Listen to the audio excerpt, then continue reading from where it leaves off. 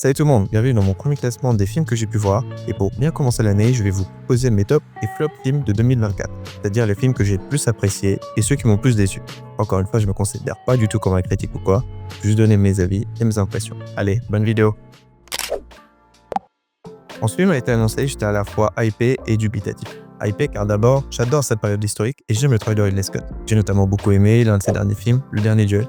Alors quand une suite à Gladiator a été annoncée, avec Ridley à la tête du projet, accompagné en plus de cela de bons voire de très bons acteurs, ça sentait bon.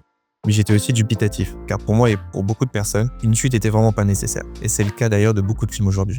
On est à une époque où les remakes et les suites que personne n'a demandé plus depuis plusieurs années. Du coup, mon attente pour ce film était mitigée. Et je dois dire qu'une fois sorti de la salle, mon appréhension fut confirmée. J'ai ni détesté ni adoré, le film se contente de reprendre toutes les bonnes choses du premier film, mais en les rendant moins bien. Et n'essaye à aucun moment de se démarquer par son histoire ou sa réalisation. Je pense même que le film aurait pu être plus apprécié s'il n'était pas à la suite d'un grand film comme Gladiator.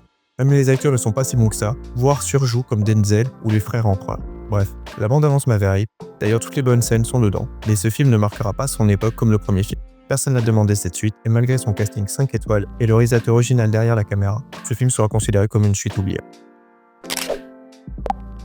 Deadpool 3 est pour moi la goutte de trans qui concerne le style de film auquel nous habitue l'MCU. C'est-à-dire des films qui consistent à faire rire en se moquant de lui-même et de ses propres héros. Et personnellement, j'ai jamais vraiment aimé ça. Ajouter une dose d'humour après chaque scène de tension ou d'action de manière mécanique obligatoire afin que le spectateur passe le meilleur moment possible et que son amusement devant le film ne baisse jamais est tout simplement lassant et presque insultant pour le spectateur. Et je trouve aussi qu'adopter une méthode unique pour quasiment tous ces films comme une recette magique est contraire de l'art. Là où chaque film devrait être différent, les films de MCU se ressemblent quasiment tous. Leur blague timée, leur réalisation bâclée et la qualité en baisse constante de leurs effets spéciaux font que les films deviennent de moins en moins marquants. Mais bref, si je parle de tout ça, c'est parce que Deadpool 3 est la quintessence de tout ce que je viens de parler. Un humour ultra présent qui fait que du coup certaines blagues tombent à l'eau. Vous me direz c'est normal pour Deadpool, mais la différence dans ce film est qu'il passe son temps, et notamment toute la première partie du film, à se moquer du MCU du multiverse, alors qu'il va ensuite passer les 2 tiers suivants à faire tout ce qu'il vient de créer. Et aussi bien sûr une réalisation avec des décors et des effets spéciaux, parfois affreux, au point que certains ne sont même pas finis. Et malgré tous ces défauts, le film reste quand même agréable à voir en partie grâce à l'excellent Jackman, qui arrive à faire ressentir plus d'émotions en une scène de 30 secondes que Ryan Reynolds en 3 films. Et aussi grâce au choix des musiques, notamment certains remixes. Bref, si vous l'avez pas vu, vous passerez pas un mauvais moment, mais c'est clairement pas l'un des films marquants de MC.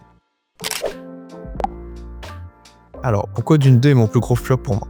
Alors déjà, je rappelle que pour moi, un flop, ça veut pas forcément dire que le film est mauvais. Ça veut seulement dire que par rapport à ce que je m'attendais, le film m'a déçu. Et c'est pour ça que Dune 2 se retrouve premier parmi mes flops de l'année 2024. Car c'était celui pour qui j'avais plus d'attentes. En effet, j'avais beaucoup aimé le premier film. Le gros défaut que j'avais trouvé était sa dernière partie que j'avais trouvé trop longue pour ce qu'elle raconte. Et ce deuxième film a ce même problème selon moi. Je trouve que cette suite raconte son histoire d'une manière trop lente et moins marquante que le premier.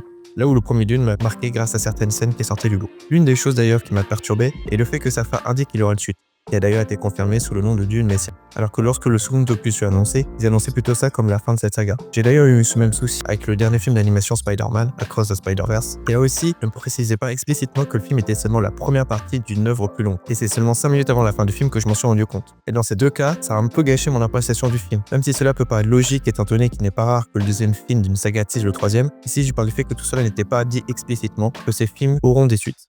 Mais bref, revenons sur le film, il reste quand même bon, notamment le début que j'ai beaucoup apprécié, mais aussi l'ascension de Paul Atreides qui se fait naturellement tout le long du film. Mais certains défauts font qui se trouvent dans mes flops, comme le fait que le film possède un rythme beaucoup trop lent pour ce qu'il se passe, et passe par contre très vite sur certains points essentiels de l'histoire. Je vais spoiler un peu, mais le fait par exemple que le nouveau commandant Harkonnen qui, alors qu'il débarque à peine pour régler le conflit, trouve la base des Fremen en 5 minutes et la détruit. Mais malgré son classicisme et son histoire que je trouve moins intéressante à suivre que le premier, j'ai quand même passé un bon moment, et j'ai hâte de voir le troisième.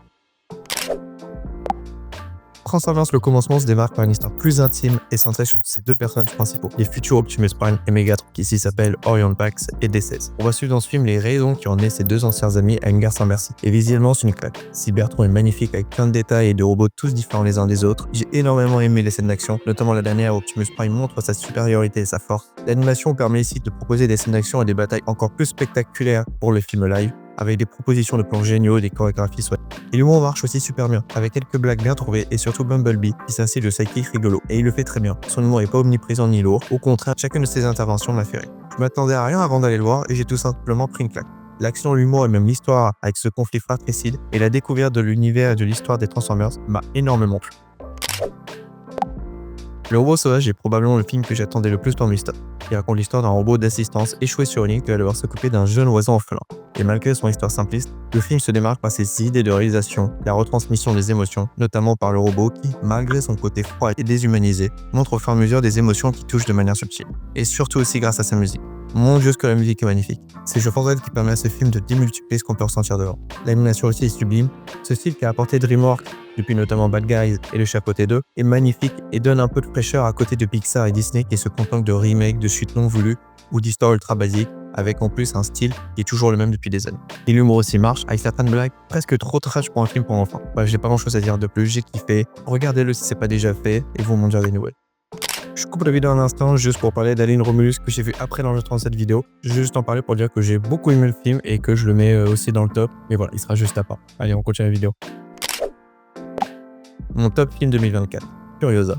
Alors comme beaucoup de personnes je pense, quand la bande-annonce est sortie, j'étais très mitigé. La colorimétrie, les effets spéciaux et même les scènes d'action, tout semblait en dessous de ce que George Miller a pu proposer avec Fury Road. Et quelle fut mon erreur de douter de son talent. Le film est exceptionnel. Il dure plus de 2 heures mais passe tellement vite grâce à son scénario et son rythme, ils sont tout aussi maîtrisés, voire plus que dans Fury Road. Les personnages sont tellement intéressants à suivre, notamment Dementus joué par Chris Hemsworth, qui m'a tellement bluffé. Comme beaucoup, je le connaissais que dans son rôle de Thor, mais dans ce film, je l'ai vraiment découvert et j'ai trouvé tout simplement excellent. Mais aussi le Praetorian Jack, qui est devenu mon perso préféré, alors qu'on le voit au final beaucoup moins que Dementus ou Furiosa. Mais à partir du moment où il rentre en scène, j'ai tout de suite été happé par son jeu et son personnage. Et bien sûr, Furiosa, joué par l'excellente Anna Taylor-Joy, qui là aussi est parfaite dans son rôle de jeune Furiosa.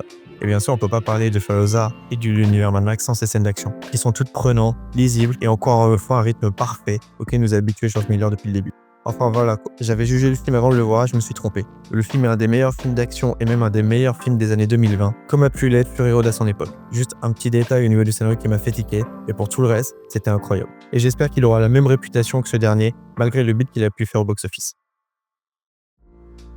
Voilà, c'était mon tout premier classement, j'espère qu'il vous aura plu, qu'il ne vous aura pas choqué ou que mes arguments n'étaient pas totalement nuls. N'hésitez pas à me dire en commentaire vos films préférés ou que vous avez le moins aimé cette année. Je lirai tout ça dès la sortie de la vidéo. Allez, à très vite.